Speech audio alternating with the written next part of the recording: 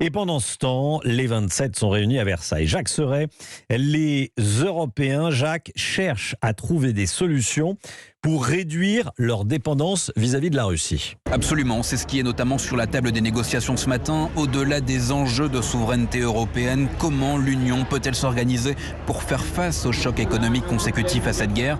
C'est pourquoi, aux côtés des chefs d'État et de gouvernement, se trouve Christine Lagarde, la présidente de la Banque Centrale Européenne.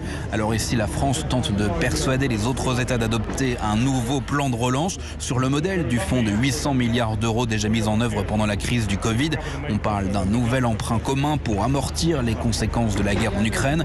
Il faut une stratégie européenne pour résister à court terme, expliquait encore hier soir Emmanuel Macron. Mais l'Allemagne et plusieurs pays d'Europe du Nord sont plutôt rétifs à l'idée d'une nouvelle mutualisation de dettes.